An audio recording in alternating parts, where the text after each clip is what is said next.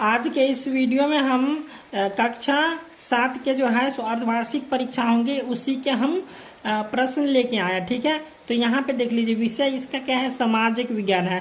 तो सामाजिक विज्ञान में यही प्रश्न पत्र आपको मिलेंगे। ठीक है, ये ओरिजिनल प्रश्न पत्र है और आप लोग जिस भी जिले से देख रहे हैं उस जिला का कमेंट कर दीजिएगा नाम। ठीक है, और ये सभी जिले के लिए क्वेश्चन है। तो चलिए यहाँ पे देख लीजिए, समय कितना दिया है, 2 घंटा। 2 घंटा में क्या करना है, सभी क्वेश्चन को बनाना है। पूर्णांक कितना मिलेगा, 50। ये 50 नंबर का जो है परीक्षा होगा आपका। ठीक है, अब यहाँ पे लिखा छात्र छात्रा का नाम, तो यहाँ पे आपको अपना नाम लिखना है। यहाँ पे वर्ग क्रमांक लिखा हुआ है तो यहाँ पे क्रमांक लिखना है। यहाँ पे विद्यालय का नाम लिखना है, यहाँ पे प्रखंड का नाम लिखना है, यहाँ पे संकुल का नाम लिखना है और यहाँ पे जिला का नाम लिखना है। और इस वीक्षक का हस्ताक्षर, इसमें आप कुछ नहीं कीजिएगा, यहाँ पे भी कुछ नहीं करना आपको। मूल्यांकन का कर्ता का हस्ताक्षर है। उसके बाद यहाँ पे प्राप्तांक है तो इसमें भी कुछ नहीं करना है। तो चलिए अब हम प्रश्न की ओर बढ़ते हैं। तो यहाँ पे देख लीजिए प्रश्न संख्या 1 है, खाली जगह को भरिए। तो 1 का क में दिया हुआ है कि खुदा बख्श ओरिएंटल लाइब्रेरी खाली जगह में स्थित है, तो ये हो जाएगा पटना में। इसमें पटना भर दीजिएगा। उसके बाद यहाँ पे ख में है तंजौर का विदेश्वर मंदिर है, खाली जगह शैली में स्थित है, तो हो जाएगा द्रविड़ शैली में। इसमें द्रविड़ भर दीजिएगा। उसके बाद ग में है ध्वनि की तीव्रता को खाली जगह में मापा जाता है, तो ये हो जाएगा डेसिबल में। उसके बाद घ में है नदी का जल समुद्र में गिरकर खाली जगह हो जाता है, तो ये खारा हो जाता है, खारा। ठीक है, अब अंग में है घरेलू हिंसा उत्पीड़न कानून खाली जगह में लागू किया गया, तो हो जाएगा 2006 ईस्वी में। प्रश्न संख्या 2 है, नीचे दिए गए कथन में सत्य कथन के लिए सही तथा गलत कथन के लिए गलत का चिन्ह लगाइए। तो यहाँ पे 2 का क में दिया है अकबरनामा अबुल फजल की रचना है, तो ये सही हो जाएगा। उसके बाद ख में है अलाउद्दीन खिलजी ने मूल्य नियंत्रण की व्यवस्था लागू की है, तो ये सही हो जाएगा। उसके बाद ग में है पृथ्वी का तापमान बढ़ने से जीवन के लिए खतरा बढ़ता है, तो ये सही हो जाएगा। उसके बाद घ में है विधानसभा के सदस्य विधान परिषद कहलाते हैं, तो ये गलत हो जाएगा। और अंग में दिया है अपर्दन द्वारा चट्टानों की परत सुरक्षित रहती है, तो इसका आंसर आप खुद बना लीजिएगा। ठीक है, क्योंकि हम सभी प्रश्न नहीं बता सकते हैं।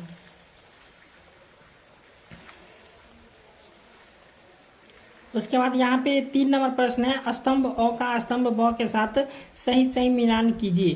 तो यहाँ पे स्तंभ अ है और यहाँ पे स्तंभ ब है, तो अ से क्या करना है, ब में मिलान करना है। चलिए यहाँ पे मिला देते, क में हो जाएगा अनिकट, अनिकट का हो जाएगा कावेरी नदी।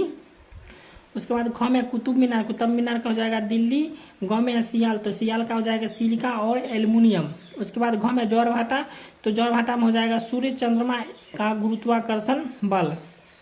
उसके बाद अंग में हो जाएगा किरण बेदी, तो किरण बेदी का हो जाएगा भारतीय पुलिस सेवा में प्रथम महिला। ठीक है, इसी प्रकार से आप सभी क्वेश्चन को पढ़ के जाइएगा।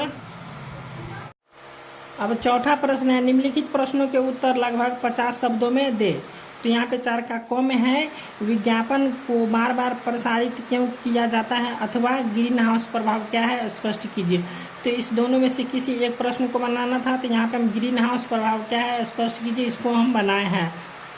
ठीक है, अब यहाँ पे देख लीजिए, इसका आंसर हम लिखे हैं कि पृथ्वी के वायुमंडल में मौजूद कुछ गैसों की वजह से सूरज से आने वाली गर्मी को रोक लेने की वजह से होता है और इसी वजह से गर्मी वायुमंडल में कैद हो जाती है और वापस आसमान में नहीं जा पाती है और इससे वायुमंडल और ज़्यादा गर्म हो जाता है और ज़मीन की सतह भी गर्म होने लगती है। इसी प्रक्रिया को ग्रीन हाउस प्रभाव कहते हैं। उसके बाद यहाँ पे ख नंबर प्रश्न है, सुलह ए कुल का क्या अर्थ क्या था। यहाँ पे लिखा है सुलह ए कुल क्या था अथवा पॉलीथीन के विकल्प क्या क्या हो सकते हैं। इस दोनों में से किसी एक प्रश्न का उत्तर देना है। तो यहाँ पे हम इस प्रश्न का उत्तर दिए सुलह ए कुल क्या था। तो यहाँ पे हम लिखे हैं कि सुलह ए कुल सिद्धांत जिसे अकबर महान ने लागू किया था का अर्थ है पूर्ण शांति या सभा के लिए शांति।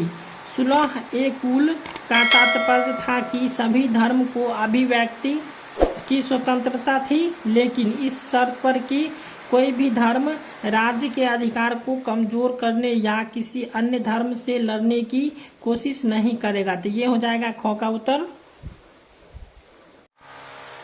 5वां प्रश्न है, निम्नलिखित में से किसी एक प्रश्न का उत्तर अधिकतम 100 शब्दों में लिखिए।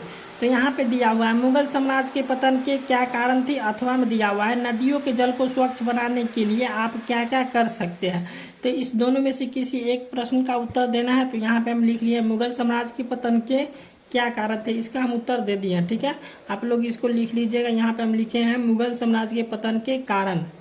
पहला कारण हो जाएगा औरंगजेब की शासन नीति, दूसरा हो जाएगा अयोग्य उत्तराधिकारी, तीसरा हो जाएगा आर्थिक कठिनाई, और चौथा हो जाएगा सैनिक अव्यवस्था एवं अनुशासनहीनता, और 5वां हो जाएगा अमीरों एवं सरदारों की, यहाँ पे सरदारों का नैतिक पतन हो जाएगा। उसके बाद 6ठा में है मुगल साम्राज्य का जो है सो विस्तारित होना, ये कुछ नहीं है। ठीक है, यहाँ पे 6ठा हो जाएगा मुगल साम्राज्य का विस्तृत होना, और 7वां हो जाएगा विदेशी आक्रमण। तो ईरान के शासक नादिर शाह एवं अफगान अहमद शाह अब्दाली का आक्रमण। ठीक है, तो इसी प्रकार से आप लिख लीजिएगा।